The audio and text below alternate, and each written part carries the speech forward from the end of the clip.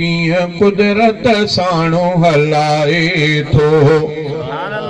हिन आलम खे अल्लाह मिठो कीअं कुदरत साणो हलाए थो।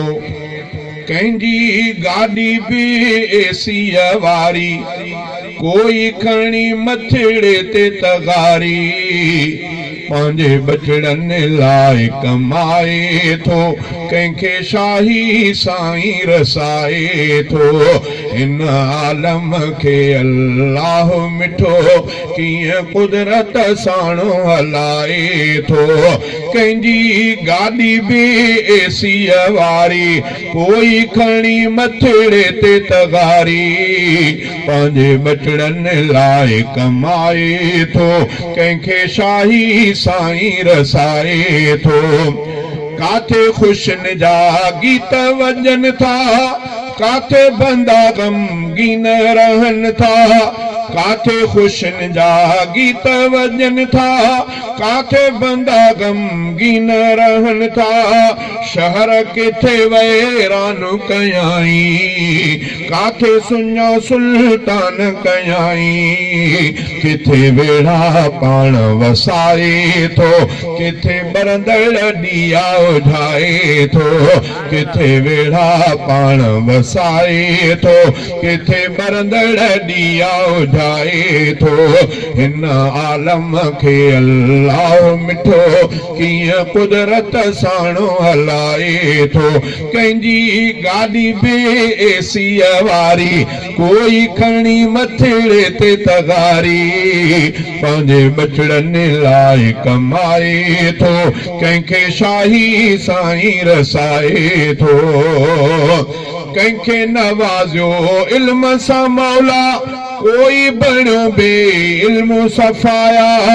कंहिंखे नवाज़ियो इल्म सां मौला कोई बणियो बे इल्म सफ़ाया। कंहिंखे अता इस्लाम थियो आ, दीन खां को गुमनाम थियो आ। कंहिंखे पंहिंजे दर ते झुकाए थो, कंहिंखे दर खां दूर रहाए थो। कंहिंखे पंहिंजे दर ते झुकाए थो, कंहिंखे दर खां दूर रहाए थो। हिन आलम खे अल्लाह मिठो कीअं कुदरत साणो हलाए थो। काथे सावक वारी धरती, काथे कलर ऐं कारी धरती। काथे सावक वारी धरती, काथे कलर ऐं कारी धरती। काथे पाणी खारो सारो, काथे मिठो ऐं लज़त वारो। काथे पाणी खारो सारो, काथे मिठो ऐं लज़त वारो।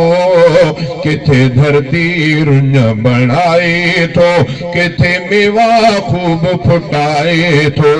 हिन आलम खे अल्लाह मिठो कीअं कुदरत साणो हलाए थो।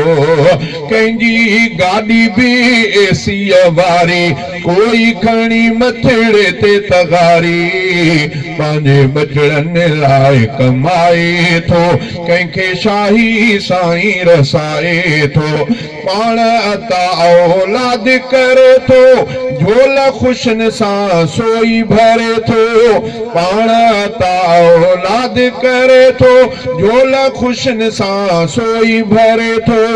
ही बि ख़ुदा जी आहे कुदरत, जंहिं ते असांखे आहे हैरत।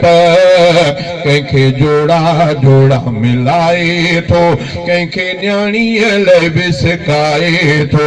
कंहिंखे जोड़ा जोड़ा मिलाए थो, कंहिंखे न्याणीअ लाइ बि सिखाए थो।